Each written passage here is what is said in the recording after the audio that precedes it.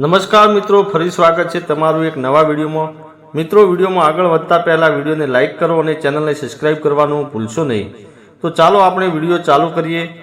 હું તમને 2 વર્ષ પહેલાં મારી સાથે બનેલી એક ઘટના વિશે જણાવવા માગું છું, જે 100% સાચી છે અને હું આજે પણ તેનો આનંદ માણી રહ્યો છું।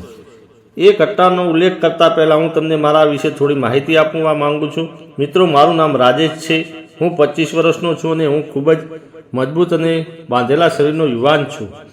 હું એક સરકારી બેંકમાં અકાઉન્ટર તરીકે જોબ કરું છું અને મારી પત્નીની ઉંમર 22 વર્ષની છે। મારી પત્નીનું નામ ખુશી છે અને હું એક બેંકની કર્મચારી હાઉસિંગ કોલોનીની બિલ્ડિંગના બીજા માળે રહું છું। સિંગલ બેડરૂમનો ફ્લેટ હતો, જેમાં એક હોલ, બેડરૂમ, એક રસોડું, બાથરૂમ અને 2 બાલ્કનીઓ છે। મારા લગ્ન 2.5 વર્ષ પહેલાં થયા હતા અને ત્યારથી મારી પત્ની ખુશી નજીકના બજારમાં સાડીની દુકાન ચલાવે છે અને મોટા ભાગે રાત્રે 8 વાગ્યા સુધી ત્યાં જ રહે છે। મારી પત્ની દેખાવમાં ખૂબ જ સુંદર છે। તેનું ભરાવદાર શરીરનું વર્ણન ફક્ત કવિ જ કરી શકે છે, પરંતુ તેમ છતાં હું થોડો પ્રયત્ન કરીશ અને તમારા માટે તેનું થોડુંક વર્ણન આપીશ। ખુશી ખૂબ જ સુંદર છે। તેની ઊંચાઈ 5 ફૂટ 7 ઇંચ છે, રંગ ગોરો છે, ચહેરો ગોળાકાર છે, ગાલ ગુલાબી છે, આંખો હરણ જેવી છે, નાક પાતળું છે અને હોઠ તો ગુલાબીની પાંખડી જેવા છે। તો મિત્રો, તેની ગરદન ઊંડી છે, ખભા પહોળા છે અને છાતી છે તેની તો મતલબ શું વાત જ કરું।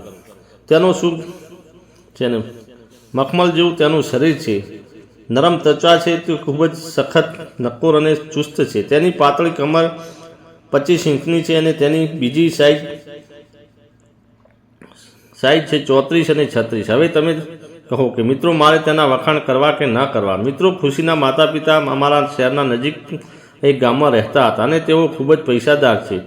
ખુશી તેમના પરિવારનું એકમાત્ર સંતાન હોવાથી તેના માતા પિતા મને તેમના જમાઈ તરીકે નહીં, પરંતુ તેમના પુત્ર તરીકે માને છે અને દરરોજ અમારા ઘરે કોઈને કોઈ ભેટ મોકલતા રહે છે। જ્યારે હું મારા સસરાને જાઉં છું અથવા તેઓ અમારા ઘરે આવે છે, ત્યારે ખુશીની માતા એટલે કે મારી સાસુ ખુશી કરતાં વધુ મારું ધ્યાન રાખે છે અને તેઓ બધો પ્રેમ મને આપે છે। અમારા લગ્નના થોડા દિવસો પછી મારી સાસુ મારા ઘરે રહેવા થોડા દિવસ માટે રોકાવા આવ્યા હતા। આ જોઈને હું નવાઈ પામી ગયો, કારણ કે આ વખતે તેઓ એકલા આવ્યા હતા। એટલે ખુશીએ કહ્યું, મમ્મી, આ વખતે તમે એકલા કેમ આવ્યા છો? એટલે મારા સાસુ બોલ્યા, તારા પપ્પાને દુકાનનું થોડું કામ હતું એટલે તે ન આવી શક્યા। એકવાર હું અને ખુશી રાત્રે મજા કરી રહ્યા હતા। અમારા રૂમનો દરવાજો ખુલ્લો હતો। દરવાજા પાસે ઊભા રહીને મારા સાસુ અમને બંનેને જોઈ રહ્યા હતા। આ વાત ખુશીને ખબર નહોતી।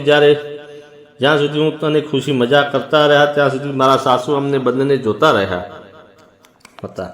ત્યારબાદ હું મારું કામ પતાવીને રૂમની બહાર નીકળ્યો અને મેં મારી સાસુના રૂમમાં જોયું તો તે પોતાની આંગળીઓ વડે સંતોષ માણી રહ્યા હતા। મારી આંખો ઉપર વિશ્વાસ ન થયો અને આજ સુધી મેં મારી સાસુને આવી નજરે નહોતા જોયા। આજે તેમને જોઈને મારી નિયત બગડી રહી હતી। આજે રવિવાર હતો। હું સવારે થોડો મોડો જાગ્યો। ખુશી પોતાની દુકાને જતી રહી હતી અને હું અને મારી સાસુ ઘરે એકલા હતા। એટલે મેં મારા સાસુને કહ્યું કે કાલે તમે અમારા રૂમની બહાર ઊભા રહીને શું કરતા હતા? એટલે તે બોલ્યા, તમને તમારા સસરા તરફથી ક્યારેય સંતોષ નથી મળ્યો?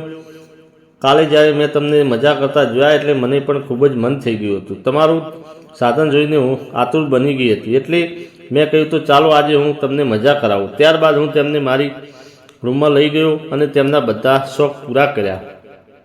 બેડ ઉપર સુવડાવી અડધી કલાક તેમને લબલબા લીધા। ત્યારબાદ મેં કહ્યું, આ વાત તમે ખુશીને ન કહેતા? એટલે એ બોલ્યા, ખુશીને આ વાતની ખબર જ છે, તેણે જ તો મને કહ્યું હતું કે આવું કરવાનું। આ સાંભળીને હું નવાઈ પામી ગયો અને હું ખુશી આવે તેની રાહ જોઈ બેઠો હતો। અને સાંજે ખુશી આવી એટલે મારી સામે હસીને બોલી, હવે તમારે મોજે દરિયા છે રાજેશ। પછી હું પણ હસવા લાગ્યો અને હવે તો મા અને દીકરી બંને રોજ રાતે મોજ કરાવું છું। મિત્રો, વિડીયોમાં મજા આવી હોય તો વિડીયોને લાઇક કરો અને ચેનલને સબસ્ક્રાઈબ જરૂર કરજો। વિડીયો પૂરેપૂરો જોવા બદલ તમારો ખૂબ ખૂબ આભાર। ધન્યવાદ।